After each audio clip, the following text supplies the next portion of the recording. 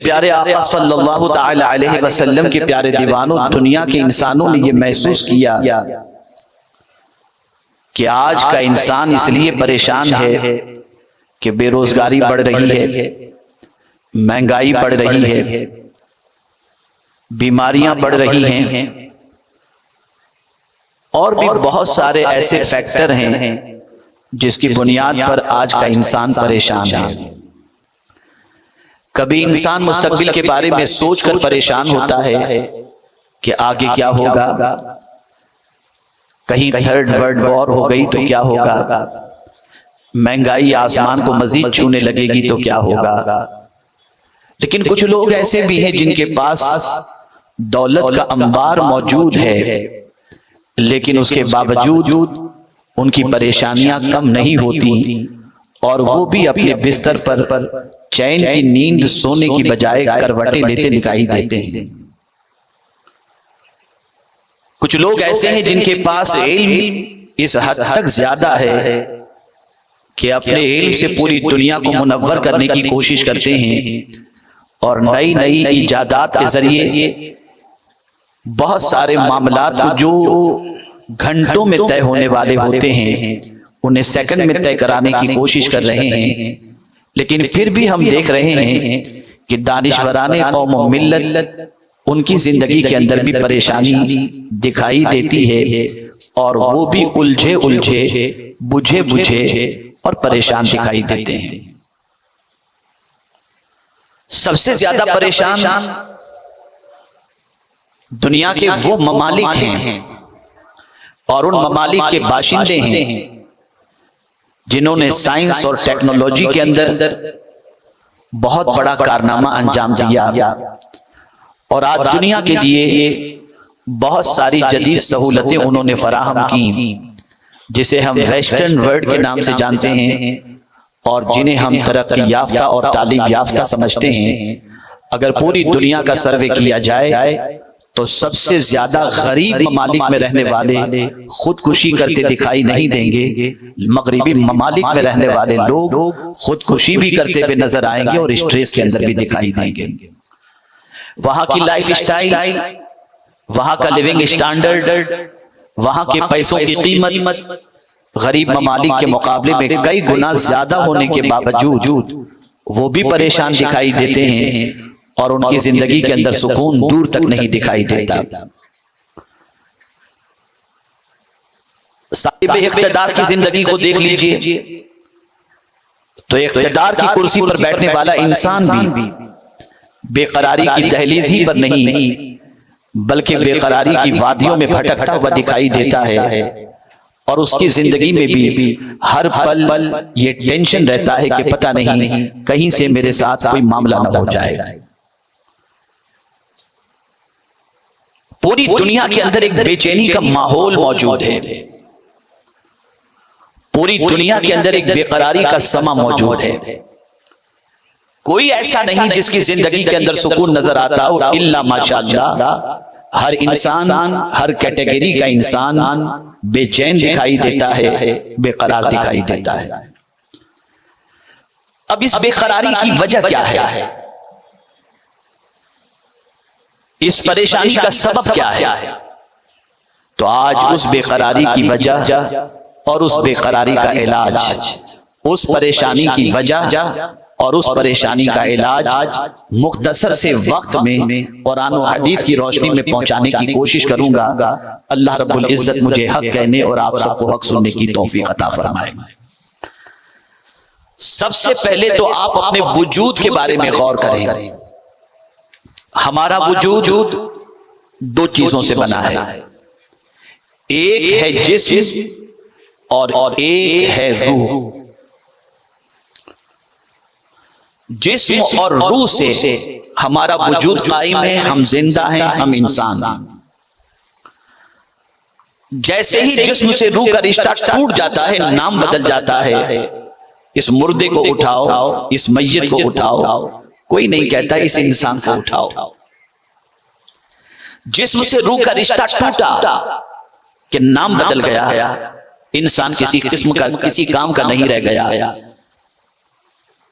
तो अब जिस्म की हैसियत क्या है और रूह की हैसियत क्या है, इसे थोड़ा समझने की कोशिश करें।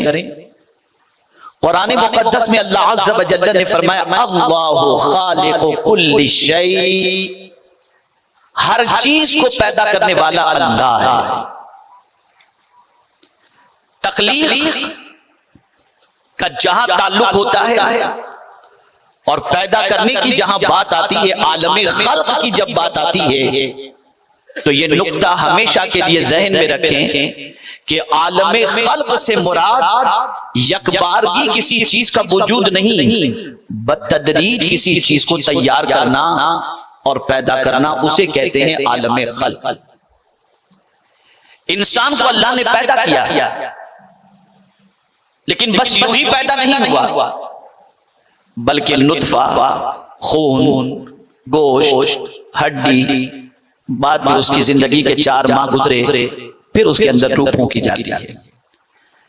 ऐसा नहीं कि इंसान तो पैदा हो जाए, इंसान पैदा हो गया, नहीं, बतदरीज इंसान पैदा होता है, स्टेप बाय स्टेप इंसान का वजूद अमल में आता है। अल्लाह रब्बुल इज्जत जल्ल जलालहू ने आसमान को पैदा फरमाया, जमीन को पैदा फरमाया, डायरेक्ट नहीं फरमा दिया क्या है जमीन बन जा, आसमान तो बन जा, बल्कि कुरान कहता है फी सित्तति अय्यामिन, 6 दिनों में अल्लाह ने आसमान और जमीन को पैदा फरमाया, स्टेप बाय स्टेप, तदरीज। जब खल्क का ताल्लुक हो तो वहां पर मुराद ये होता है कि स्टेप बाय स्टेप बतदरीज अगर किसी चीज को अल्लाह पैदा करता है तो उसे कहते हैं आलमे खल्क। और एक बार उसने हुक्म दे दिया हो जा और वो चीज वजूद में आ गई तो उसे कहते हैं आलमे अम्र। जैसे जन्नत बतदरीज अल्लाह ने पैदा नहीं फरमाई, हुक्म दिया जन्नत वजूद में आ गई। ये नहीं कि गार्डन लगाए गए वहां पर, उसको लगाने में कई अरसा गुजर गया, जहन्नम के दहकते हुए शोलों को तैयार करने में वक्त गुजर गया, फरिश्तों के अंदर वजूद के सिलसिले में वक्त गुजर गया, नहीं। इज़ा अरादा शैअन अन यक़ूल लहू कुन फयकून। तो आलमे अम्र का जो मामला होता है उसका ताल्लुक ये है कि अल्लाह हुक्म दे दे वो चीज वजूद में आ जाती है, और आलमे खल्क का मामला बतदरीज का होता है, स्टेप बाय स्टेप का होता है। मेरे प्यारे आका सल्लल्लाहु तआला अलैहि वसल्लम के प्यारे दीवानों, अगर गुफ्तगू पर मुकम्मल तवज्जो रही तो इंशाअल्लाहुल अज़ीम आप एक अजीम सोच अपने साथ लेकर के जाएंगे और परेशानी का हल भी और सबब भी अपने दिलो दिमाग के अंदर बिठाते हुए जाएंगे। आपने समझ लिया कि आलमे अम्र अलग चीज, आलमे खल्क अलग चीज। आलमे खल्क का मामला बतदरीज का है, आलमे अम्र का मामला हुक्म दिया वजूद में आ गई। तो हमारा जिस्म 2 चीजों से बना है, हमारा वजूद 2 चीजों से बना है, जिस्म और रूह। जिस्म का ताल्लुक आलमे खल्क से है और रूह का ताल्लुक आलमे अम्र से है। ये दोनों चीजों के संगम का नाम इंसान का वजूद है। अगर दोनों में से एक चीज जुदा हो जाए तो इंसान कहलाता नहीं, उसका नाम कुछ और होता है, जिसे मैं कुरान की रोशनी में समझाऊं तो अल्लाह अज़्ज़ व जल्ल इरशाद फरमाता है, हमारा जिस्म न था, रूह मौजूद थी आलम अरवा में, लेकिन रब ने जिंदा हमें नहीं फरमाया कुंतुम अमवाता, तुम मुर्दा थे। लेकिन जब हमारे जिस्म में रूह आ गई तो कुरान कहता है फ़अहयाकुम, मैंने तुमको जिंदगी अता फरमाई। फिर हमारे जिस्म से रूह निकल जाती है तो कुरान कहता है सुम्मा युमीतुकुम। फिर कब्र के अंदर हमारे वजूद में रूह डाली जाती है तो कुरान कहता है सुम्मा युहयीकुम। यहां से ये बात समझ में आई, वजूद इंसानी के लिए इंसान 2 चीजों के साथ बना है, जिस्म से, जिस्म और रूह के साथ। अब अगर पूरी दुनिया का जायजा लिया जाए और थोड़ा सा चलिए, जिस्म के बारे में आपने समाअत फरमा लिया कि बतदरीज, अब रूह के बारे में आप सोचें कि रूह क्या है, तो अल्लाहु अकबर, रसूल गिरामी वक़ार सल्लल्लाहु तआला अलैहि वसल्लम से मुताल्लिक हजरत अब्दुल्लाह इब्न मसऊद रज़ियल्लाहु मौला तबारक व तआला अन्हु फरमाते हैं कि मैं रसूल आज़म सल्लल्लाहु अलैहि वसल्लम के साथ मदीने के एक इलाके से गुजर रहा था। आक़ाए करीम सल्लल्लाहु अलैहि वसल्लम के दस्ते करम के अंदर एक छड़ी थी। रसूल आज़म सल्लल्लाहु अलैहि वसल्लम उसके साथ चल रहे थे। यहूदियों के एक इलाके से हुजूर सल्लल्लाहु अलैहि वसल्लम का गुजर हुआ तो यहूदियों के एक गिरोह ने आपस में मशवरा किया कि चलो मोहम्मद सल्लल्लाहु अलैहि वसल्लम से एक सवाल करते हैं। तो साथियों ने यहूदियों में जो उनके साथी थे उन्होंने कहा जाने तो वो कोई ऐसी बात कह देंगे जिससे तुमको तकलीफ पहुंचेगी, कोई पूछने की जरूरत नहीं। तो एक साथी ने कहा नहीं यार एक सवाल पूछ ही लेते हैं। उन्होंने कहा चलो पूछ लो, क्या पूछना चाहते हो। वो आए और हुजूर सल्लल्लाहु अलैहि वसल्लम से उन्होंने सवाल किया कि ऐ मोहम्मद सल्लल्लाहु अलैहि वसल्लम रूह क्या है। रूह के बारे में उन्होंने सवाल किया। अभी पैगंबर रहमत सल्लल्लाहु अलैहि वसल्लम रूह के बारे में कुछ जवाब देते थे कि वही इलाही का नुज़ूल शुरू हुआ। हज़रत अब्दुल्लाह इब्न मसऊद रज़ियल्लाहु तआला अन्हु ने उन लोगों से कहा रुक जाओ, सरकार पर वही के आसार नजर आ रहे हैं और वही इलाही का नुज़ूल हो रहा है। जब वही इलाही नाज़िल हो गई तो रब्ब कदीर जल्ल जलालहू के प्यारे हबीब सल्लल्लाहु अलैहि वसल्लम फरमाते हैं, अल्लाह ने इरशाद फरमाया वयसअलूनका अनिर रूह कुलिर रूह मिन अम्रि रब्बी, मेरे महबूब आपसे ये रूह के बारे में पूछ रहे हैं, तुम फरमा दो रूह रब की तरफ से एक हुक्म की चीज है। रूह हुक्म है अल्लाह का। रूह बतदरीज वजूद में नहीं आई, रूह आलमे अम्र से है। तवज्जो चाहूंगा। अब बात जिस तरफ ले जाना चाहता हूं बात अच्छी तरह समझने की कोशिश करें। रूह जिस्म में अहम है या जिस्म रूह के लिए अहम है, समझो। एक इंसान के जिस्म से अगर रूह निकल जाए वो इंसान बेकीमत हो जाता है। उस इंसान को बाप भी उस मैयत को घर में रखने के लिए तैयार नहीं। जिस्म से रूह का रिश्ता टूटा कि घर से निकालकर कब्र की दहलीज तक इंसान को पहुंचा दिया जाता है। लहीम शहीम होने के बावजूद उसका वजूद किसी काम का नहीं रहता और इतना मोहताज होता है कि किसी कहने वाले ने बड़ी चुभती हुई बात कही है कि पैदा हुआ था तब भी किसी और ने नहलाया, खुद से नहीं नहा सकता था, और जब मर गया तब भी किसी और ने नहलाया, खुद से नहीं नहा सकता, इतना मैं बेबस और मजबूर हूं।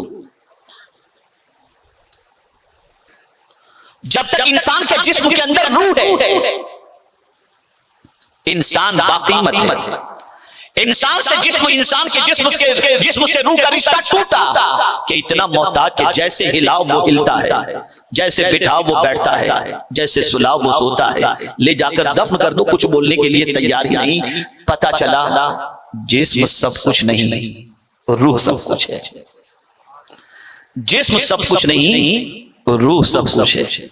रूह है तो जिस्म कीमती है, रूह निकल गई जिस्म बेकीमत। अब आइए हम समझते हैं कि आज के दौर के सारे इंसान किस चीज पर मेहनत करते हैं? जिस्म पर। पूरी दुनिया का इंसान जिस्म के सिलसिले में कोशिश कर रहा है।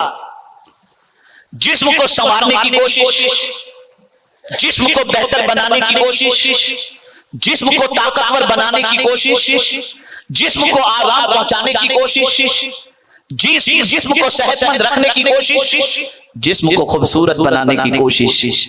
पूरी दुनिया का इंसान जिस्म की तरफ तवज्जो देता है। लेकिन मैं आपसे पूछना चाहता हूं, कभी रूह के बारे में आपने ख्याल किया? जिसकी वजह से जिस्म सलामत है। हाथ में अगर ताकत है तो जिस्म की रूह की बुनियाद पर, निगाह देख रही है तो रूह की बुनियाद पर, कदम उठ रहे हैं तो रूह की बुनियाद पर। आइए मैं आपको समझाऊं। जिस्म बीमार हो तो पता चल जाता है।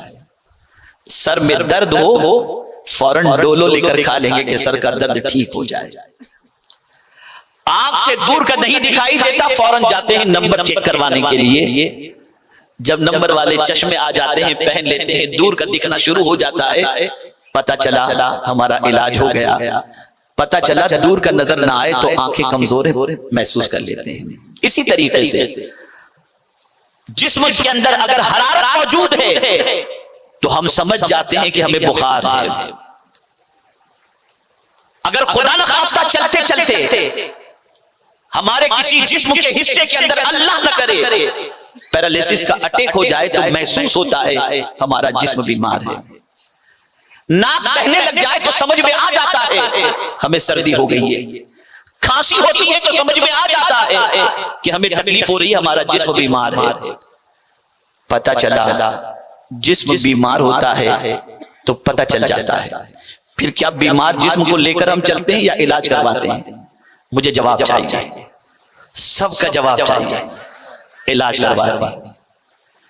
अपने बीमार जिस्म को लेकर बिस्तर पर पड़े नहीं रहते। हम जिस्म के इलाज के लिए डॉक्टर के पास जाते हैं, महंगी दवाएं लेते हैं, और कभी उन दवाओं से अच्छा नहीं होता तो बड़े डॉक्टर के पास जाकर के फिर बड़े बड़े और आला इलाज कराने की कोशिश करते हैं। अल्लाह अकबर। जिस्म बीमार होता है पता चल जाता है, और जिस्म की बीमारी के इलाज के अंदर हम अपना वक्त सर्फ करते हैं। अब मैं आपसे पूछना चाहता हूं, लहीन शहीन इंसान, जिस्म तबाना, सर में कोई दर्द नहीं, फिर वो बेचैन क्यों है, परेशान क्यों है? अब इसको समझने की जरूरत है। याद रखो, हमारे जिस्म के साथ साथ जहां जिस्म को जरूरत है आराम की, जहां जिस्म को जरूरत है लिबास की, जहां जिस्म को जरूरत है खुराक की, जहां जिस्म को जरूरत है अच्छे लिबास की, जहां जिस्म को जरूरत है राहत की, हम उसको सारी राहतें पहुंचा रहे हैं। लेकिन इसी तरीके से हमारी रूह की भी कोई ग़िज़ा है, रूह की भी कोई खुराक है, रूह का भी कोई तकाज़ा है। रूह भी बीमार होती है और जिस्म भी बीमार होता है। रूह बीमार होता है, इंसान बेचैन हो जाता है। लेकिन अगर दुबला पतला इंसान है और रूह अगर तंदुरुस्त है तो खुदा की कसम वो इतना ताकतवर है कि ईवान बातिल में जलजला पैदा करने की सलाहियत होती है।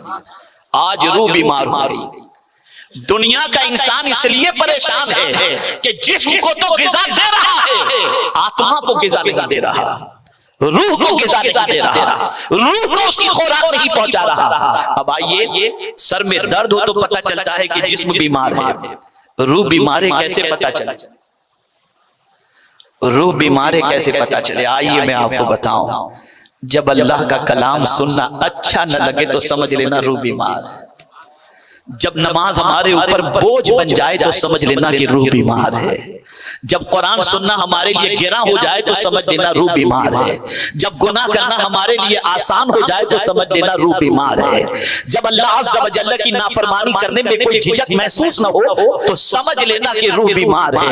ऐ रसूल गिरामी वक़ार सल्लल्लाहु अलैहि वसल्लम के दीवानों, आज का इंसान जालिम है कि अपने जिस्म के अंदर मौजूद अपने जिस्म को तो ग़िज़ा दे रहा है, लेकिन जिस्म में मौजूद रूह को ग़िज़ा नहीं दे रहा। और ये बात भी ज़हन में रखना, बहुत बहुत तारीखी जुमला आपकी समातों के हवाले कर रहा हूं। पहले रूह बीमार होती है, फिर जिस्म बीमार होता है। और जिसकी रूह ताकतवर होती है उसका जिस्म ताकतवर होता है। ये जुमला याद रखिएगा, जिसकी रूह ताकतवर होती है उसका जिस्म ताकतवर होता है। रकाना पहलवान जिस्म के एतबार से ताकतवर था, लेकिन रूह मुस्तफा की ताकतवर थी। पछाड़ दिया 3 मरतबा पहलवान। यहां से ये बात समझ में आई कि रूह को ताकतवर बनाना चाहिए। आज हमारी सिचुएशन ये है कि रूह बिलख रही है, रूह तड़प रही है। हम अपनी रूह का इलाज कतई तौर पर नहीं करते, रूह को जरूरत ग़िज़ाएं नहीं पहुंचाते। आज हमारे घरों में कुरान नहीं खुलता। अब एक आयत के जरिए मैं रूह के हवाले से बताऊंगा तो खुदा की कसम ईमान ताजा हो जाएगा। अल्लाहु अकबर। रूह की सबसे बड़ी ग़िज़ा अल्लाह की किताब कुरान मुक़द्दस है। इसीलिए इस किताब को लाने वाले के लिए अल्लाह ने लक़ब भी इंतखाब किया तो ये कहा नज़ल बिही रूहुल अमीन। हज़रत जिब्रील का लक़ब रूहुल अमीन का।